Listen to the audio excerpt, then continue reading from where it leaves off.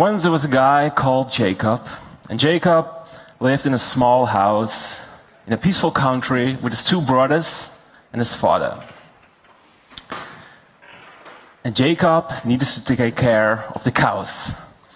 So every day he went to the meadow fields, bringing the cows there, to eating grass, and he was sitting under a tree, just waiting there till it was night and getting back home. He did it every day, again and again. But sometimes there was danger. A bear appeared, trying to eat one of his cows. And then he grabbed his sling, grabbed a stone, and he killed the bear. Just in one throw. He was so good at it.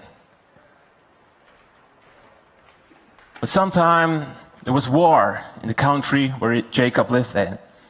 And two of his brothers were sent to the battlefield. They never returned, they died, killed in action. And then Jacob wants to go to the battlefield as well.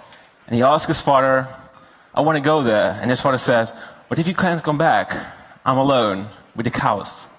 He said, I will come back. Don't worry. So Jacob went to the battlefield, and when he arrived, he saw a huge army. But it wasn't at all. There was also a sort of a special weapon, a giant walking there, intimidating the whole army of Jacob. And Jacob went to this general, he said, let me fight. He said, you're just a kid, go away, you make a laugh of this. Then the giant walked there, saying, send me one man to fight with. If I win, you all get my slaves. But if I lose, we will be your slaves. And then Jacob asked his general again, let me fight with him. I'm not afraid. I will kill him. And he said, all right, just go there, kill yourself. So Jacob enters the battlefield, and the giant was walking there. He said, you? I need to fight with you? Go away, I'm not going to fight with a kid. And Jacob walked there, facing the giant. He said, giant, I'm not afraid of you. I will kill you. And the giant turned it around, grabbed his sword, walked to Jacob, wanted to crush him. But Jacob was very fast. He moved, grabbed his sling, grabbed a stone, killed him.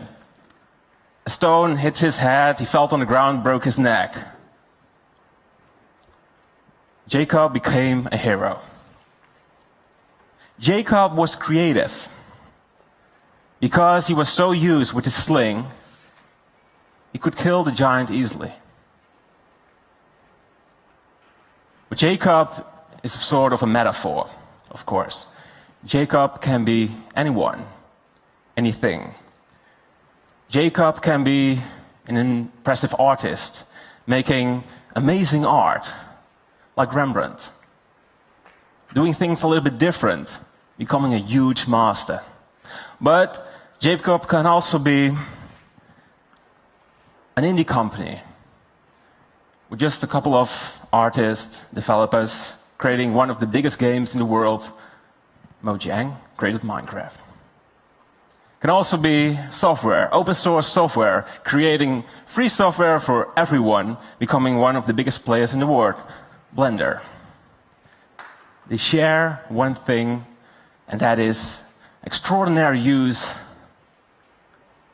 of creativity. They're doing that in a very smart way and making the difference. That's a great thing. Think about it. Creativity. What is it? It's such a complex thing. There's sort of a chemistry in our head which makes us make amazing things.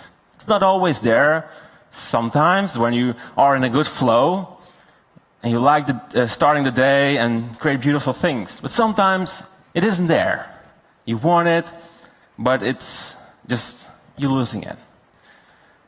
There's sort of a sixth sense.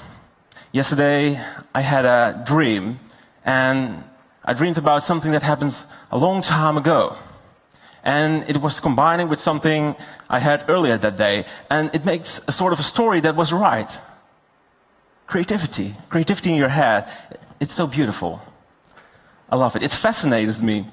and trying to understand what it is. Or is there somebody in this room knows what it is? Come join me and tell me exactly. I just really want to know it, trying to unveil it. My first experience with creativity was 10 years ago. I was in a room with all sort of paintings, but there was one painting that was attracting me and was facing that painting.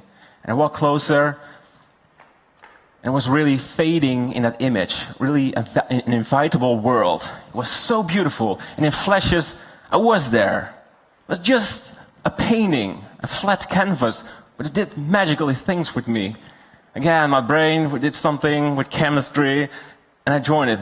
I thought, this is sort of magic. I love that. And when I went home and was thinking about this, I thought, you know, one day I want to be as that artist, being so good, creating something really special. I want to become one of that.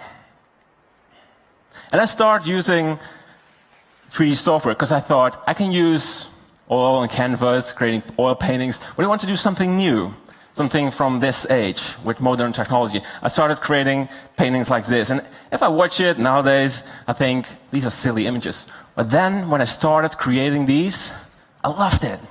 I thought, I can create my own worlds. That's so cool. And start doing it again and again.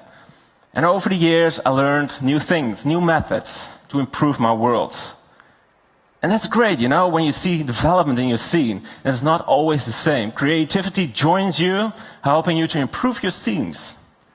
That's a sort of a great process. It helps you to keep on working on it. And over the years, I worked on it again and again, and someone came to me and said, you like to expose your work. So you make digital works, digital artworks. We put them on 3D televisions. So you can, oh, that's one slide too fast. Yeah, go back. Yeah, that's me. So you can expose your work on 3D televisions, and so people can see it. And we did. We launched the Golden Age 3D, and people went there and they gave me feedback about my worlds I created. It motivated me again so I could improve it and work on it.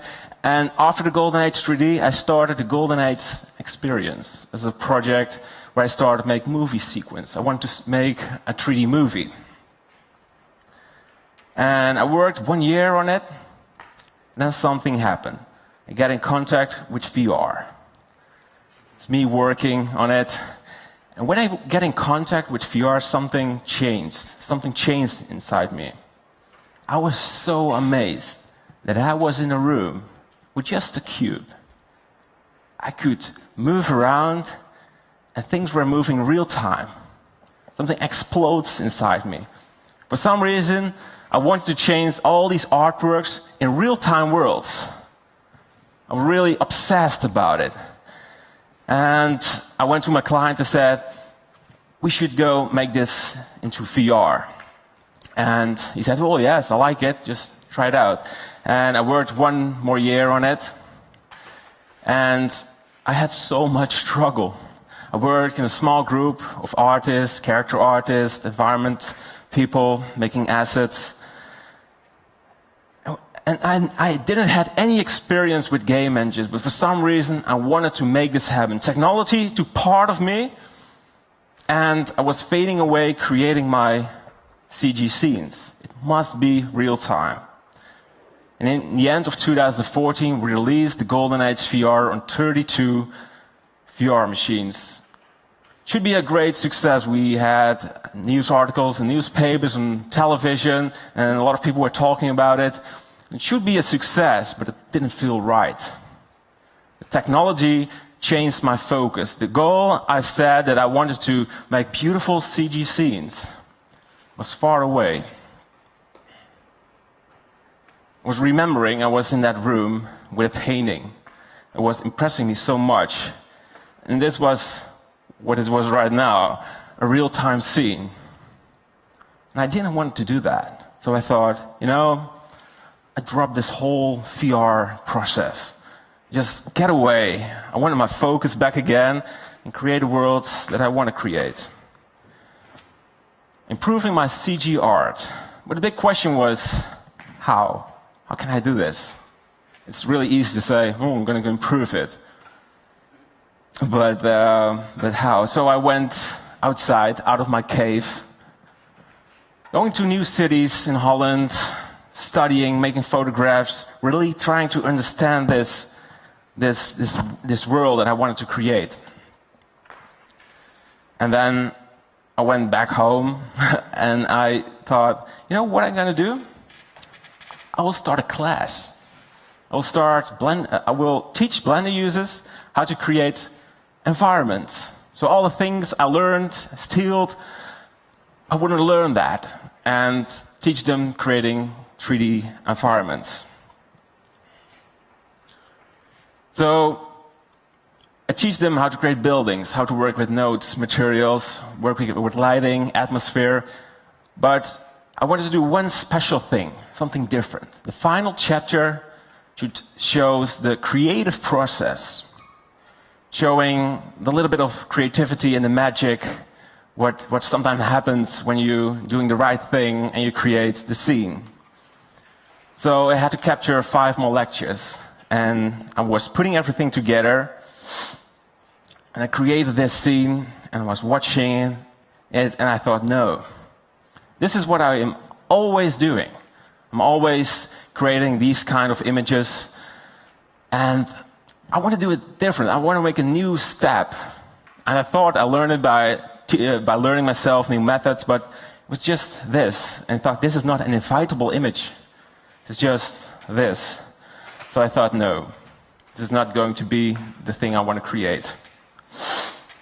I thought, I need to clear my mind, having a break, doing something different. For years, I was only working on VR stuff, CG works, improving myself, but I needed to take a break. I never did that. So I thought, you know, I will call my brothers. We go on a short vacation to Scotland, because it's always raining there.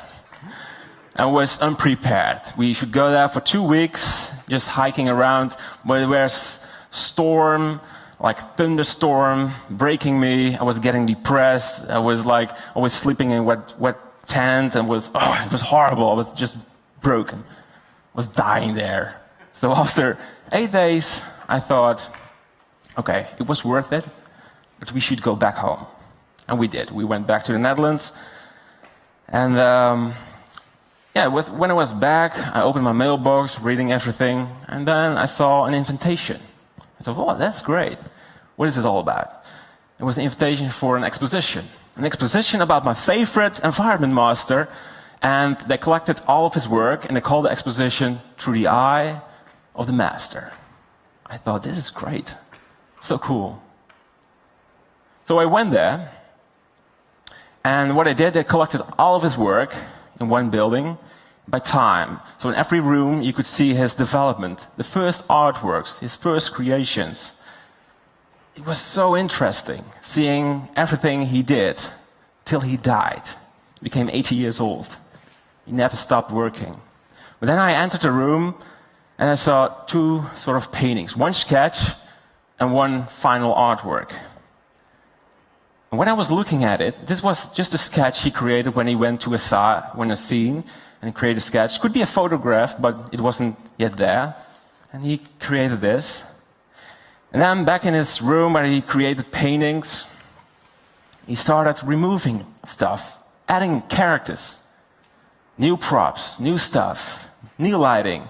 Everything needed to change till he created the perfect world. He created the perfect illusion.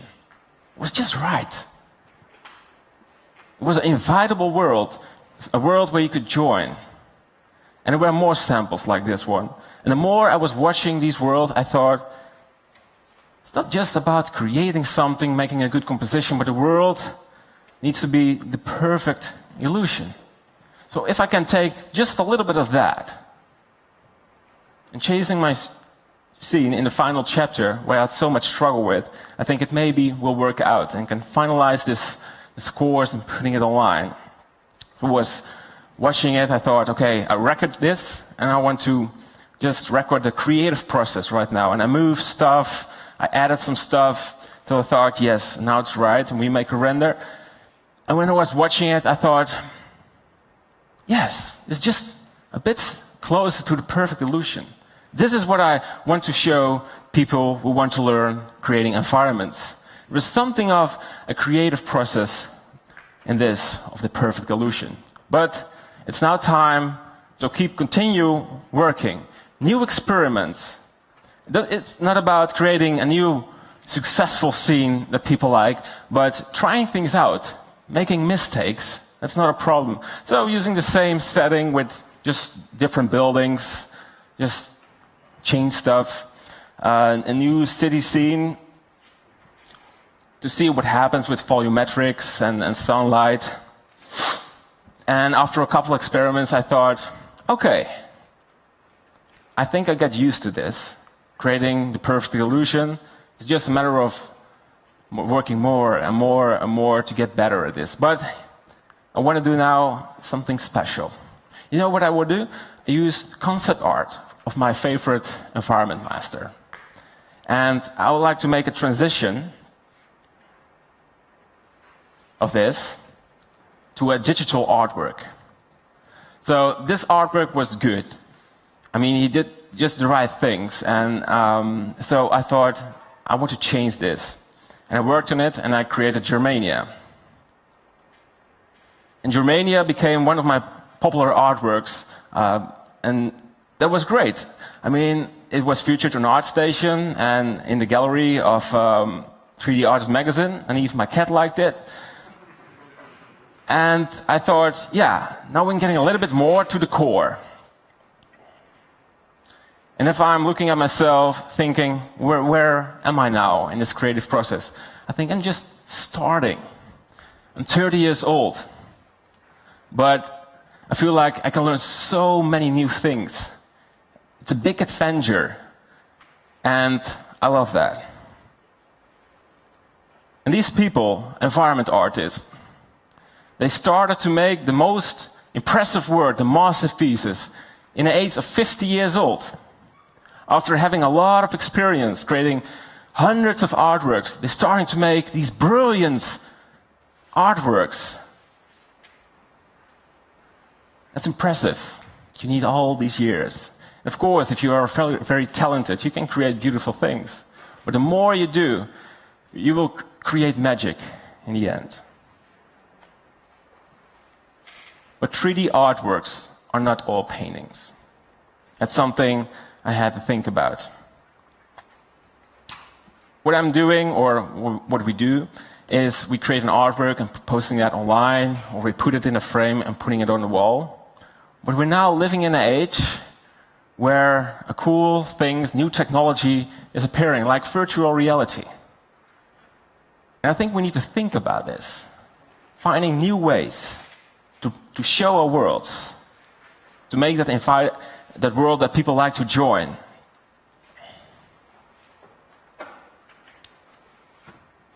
And I think if we are all just be a little bit like Jacob, entering the battlefield, starting a project, starting something creative, fighting the giant,